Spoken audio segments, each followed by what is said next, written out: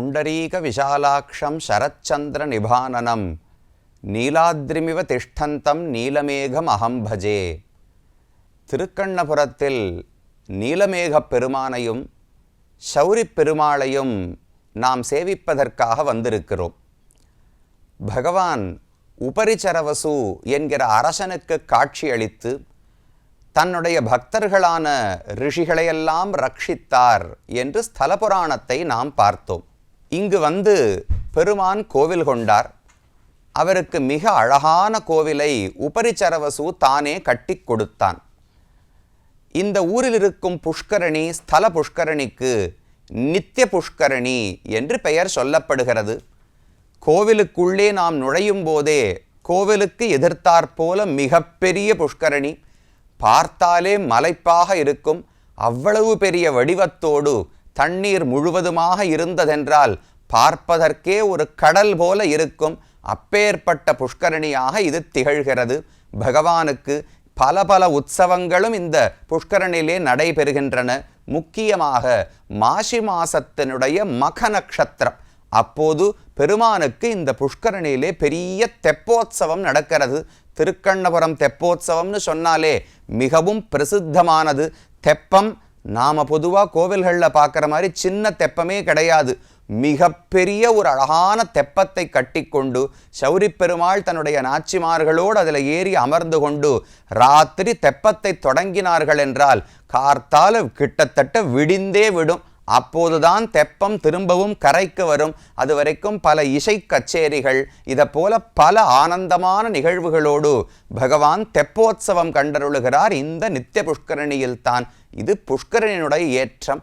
அடுத்து இந்த ஊர் விமானத்தை பற்றி தெரிவித்திருந்தேன். உத்பலாவதக விமானம்.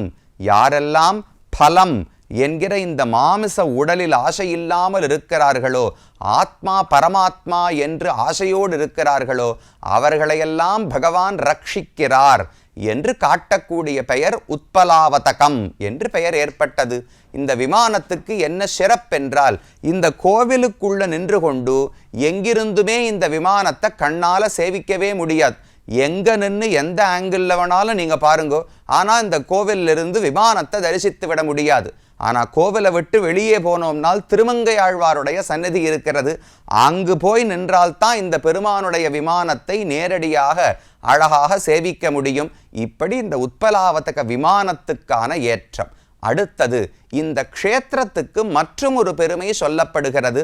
புராணங்களில் பகவான் சொல்லும் பொழுது இந்த ஊருக்கு தான் இருக்கக்கூடிய பெருமையை சொல்லுகிறார்.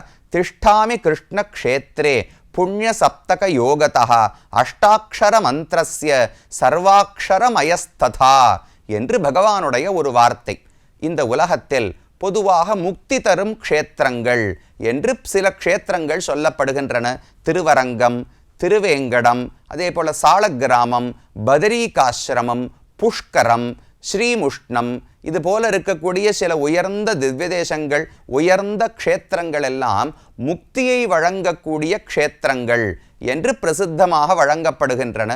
சில திவ்யதேசங்கள் ஸ்வயம் வியக்தம், தானாக பிறந்த க்ஷேத்திரங்கள். பகவானுடைய மூர்த்தி யாராலும் செதுக்கப்படவில்லை, தானாக பிறந்த மூர்த்திகள் என்று சில இடங்களில் கேள்விப்படுகிறோம். அதில் ஒவ்வொரு இடத்திலும் அஷ்டாட்சர மந்திரம், 8 எழுத்து மந்திரம் இருக்கிறதே, அதனுடைய ஒவ்வொரு அக்ஷரத்தின் வடிவமாக பகவான் ஒவ்வொரு கோவிலிலே இருப்பாராம். ஆனால் சௌரிப் பெருமாள் சொல்றார், இந்த கிருஷ்ணாரண்ய க்ஷேத்திரத்தில் நான் இருக்கிறேனே, அஷ்டாட்சர மந்திரஸ்ய சர்வாட்சரமயஸ்ததா, இந்த ஊரில் தான் 8 எழுத்துக்களின் வடிவமாகவும் நான் இருக்கிறேன் என்று பகவானுடைய கூற்று. அப்ப இந்த ஊரில் பகவானை நாம் தரிசித்தோம் என்றால் அவர் அருளாலே முக்தி கிடைப்பது என்பது உறுதியாகிறது என்று நாமும் கண்டிப்பாக தெரிந்து கொள்ளலாம். அது இந்த ஊருக்கு இருக்கக்கூடிய மற்றொரு ஏற்றம்.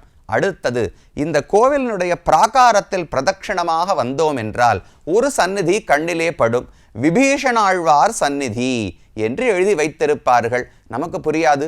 இடமெனமோ கண்ணனுடைய க்ஷேத்திரம், கிருஷ்ணாரண்யம், கிருஷ்ணக்ஷேத்திரம்னு பார்த்தோம்.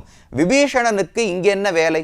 ராமனிடத்துல தானே விபீஷணனுக்கு பக்தி உண்டு, அவரோடு தானே சரித்திர தொடர்பு உண்டு.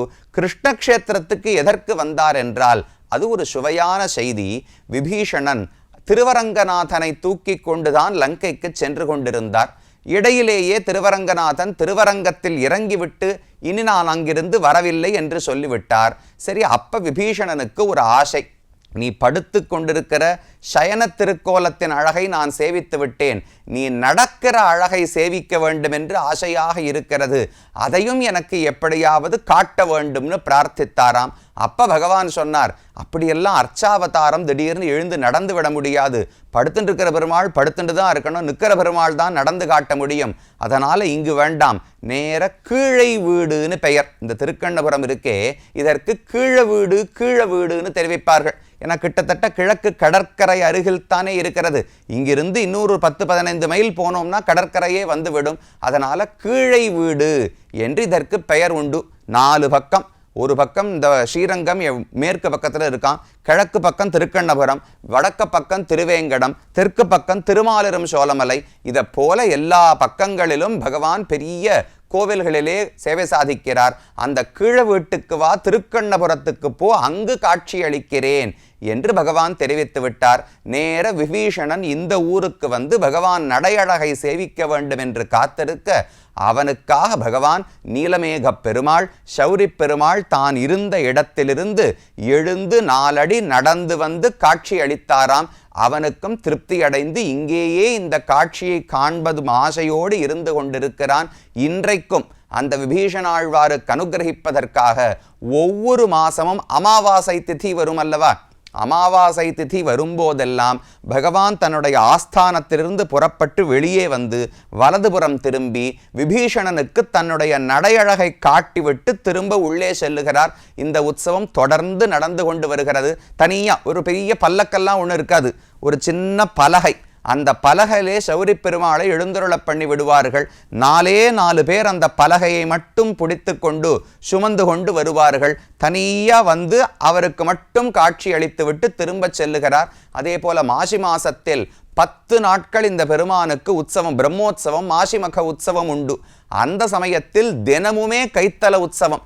இதே போல விபீஷணனுக்காக பகவான் கைத்தலத்தில் எழுந்தருளி தன்னுடைய நடையழகை காட்டுகிறார். இதையெல்லாம் சேவிப்பதற்காகத்தான் விபீஷணன் இந்த இடத்திலே காத்திருக்கிறார். அவரும் கோவில் கொண்டு இந்த இடத்துல இருக்கிறார். அது இந்த இடத்துக்கு மற்றொரு ஏற்றம். அடுத்தது உபரிச்சரவசு என்கிற அரசனை பற்றி சொன்னேனே, அவர்தானே இந்த கோவிலை கட்டினார், அவர்தான் இந்த இடத்துல பகவானை கண்டவரே. அவருக்கு குழந்தை பேறு வேண்டும் என்று ஆசையாக இருந்தது. அதனால் ஒரு இடத்தில் இந்த திருக்கண்ணபுரத்துக்கு வந்து அஸ்வமேத யாகத்தை செய்தார். அந்த அஸ்வமேத யாகத்தில் நடுவில் அந்த யாக குண்டத்திலிருந்து ஒரு புருஷன் தோன்றி 2 செங்கல் நீர் புஷ்பங்களை கொடுத்தானாம். அந்த புஷ்பங்களை தன்னுடைய மனைவி, அவளுக்கு சுந்தரின்னு பெயர், அவளுக்கு கொடுத்து அவள் முகர்ந்து பார்த்தாளாம். அதற்கு பிறகு அந்த உபரிச்சரவசுவுக்கும் சுந்தரிக்கும் ஒரு அழகான மகள், சின்ன குழந்தை பிறந்தாள். அவளுக்கு பத்மினி என்று பெயர் வைத்து வளர்த்து வந்தார்கள். அந்த பத்மினிக்கு திருக்கண்ணபுரம் சௌரி பெருமாளைத்தான் திருக்கல்யாணம் செய்து கொள்ள வேண்டும் என்கிற ஆசையோடேயே வளர்ந்து வந்தாள். அவளும் ஆசைப்பட்டபடிக்கு பகவான் தானே வந்து அவளை திருக்கல்யாணம் செய்து கொண்டு ஏற்றுக்கொண்டாள். அதனால 4 நாச்சிமார்கள் இந்த ஊரிலே, ஸ்ரீதேவி, பூதேவி, ஆண்டாள், பத்மினி தாயார் என்கிற 4 தாயார்களோடு பகவான் இந்த இடத்திலே காட்சி அளிக்கிறார். அது உபரிச்சரவசனுடைய மகளை திருக்கல்யாணம் செய்து கொண்டது. மற்றொரு முக்கியமான சரித்திரம், சௌரி பெருமாள்னு அடிக்கடி பெயர் சொன்னேனோ இல்லையோ. சௌரின்னு சொன்னா என்ன, அழகான குழல் படைத்தவர்னு அர்த்தம். அவருடைய தலைமுடி இருக்கே அவ்வளவு அழகா இருக்குமா. கொள்கின்ற கோளிருளை சுகிர்ந்திட்ட கொழும் சுருளின் உள்கொண்ட நீல நன்னூல் தழைகொல் அன்னு மாயன் குழல் என்று நம்மாழ்வாருடைய பாசுரம். பகவானுடைய குழலுக்கு ஒரு எடுத்துக்காட்டு கண்டுபிடிக்கணும்னு ஆழ்வார் கட்டப்படுறார். என்ன சொல்றார், இருட்டு இருக்கோ இல்லையோ, இருட்டுன்னா சாதாரண நாள் இருட்டெல்லாம் எடுத்துக்கூடாதான். அமாவாசை அன்னைக்கு வானத்தில் ஒரு சொட்டு வெளிச்சம் இருக்காது. அப்ப இருக்கிற இருட்டை எடுத்து அதை நன்னா திரிதிரியா பிரிக்கணுமா. அந்த திரிகளிலிருந்து கொஞ்சம் வெளுப்பு கலந்த திரிகள் எல்லாம் இருக்குமோ இல்லையோ, அதெல்லாத்தையும் விட்டுட்டு அதிலிருந்து சாரமான நல்ல கண்ணங்கரேல்னு இருக்கிற திரி எல்லாம் இருக்கு பாருங்க, அந்த திரிகளை மட்டும் எடுத்தால் அதை கோத்து வச்சோம்னா எப்படி இருக்குமோ அதை போல பகவானுடைய திருக்குழல் இருக்கும். நீலமேக நிபம் அஞ்சன புஞ்ச ஷியாம குந்தளம் அனந்தசயம் துவாம் என்று கூறத்தாழ்வான் பாடுகிறார். ஷியாம குந்தளம் மைவண்ண நரும் குஞ்சி குழல் பின் தாழ என்று திருமங்கையாழ்வாருடைய பாசுரம். அப்ப சௌரி பெருமாள், இந்த பெருமானை எப்போது சேவித்தாலும் பின்னாடி அழகான சிகை அலங்காரம், அவருடைய மயிர்முடி நன்னா அப்படி வாரி அதில் புஷ்பம் சாத்தி அதில் அலங்காரங்கள் பண்ணி அப்படித்தான் பகவானை நாம் இங்கு சேவித்துக் கொள்ளுகிறோம். சௌரி பெருமாள்னு பெயர். ஏன் இந்த பெயர் ஏற்பட்டது? அதோடு தொடர்புபட்ட ஒரு அழகான சரித்திரம். இந்த ஊரிலே ஒரு அர்ச்சகர் ஸ்ரீதர சுவாமின்னு ஒரு அர்ச்சகர் இருந்தார். அந்த அர்ச்சகர் ராத்திரி எல்லாம் கோவிலெல்லாம் மூடும் பொழுது இந்த பெருமான் சௌரி பெருமானுடைய மாலை இருக்கிறதோ இல்லையோ, அந்த மாலையை எடுத்து தன்னுடைய மனைவியின் இடத்துல கொடுத்து விட்டார். அவருக்கு ஆசை, இந்த பெருமானுடைய மாலையை என் மனைவி சூடிக்கொள்ள வேண்டும்னு ஆசைப்பட்டார். அதனால மாலையை கலந்து கொடுத்து விட்டார். ஆனா அன்னைக்கின்னு பார்த்து அந்த மனைவி புறப்பட்டு போனதற்கு பிறகு அந்த ஊரினுடைய அரசன் பெருமானை சேவிப்பதற்காக வந்து விட்டான்.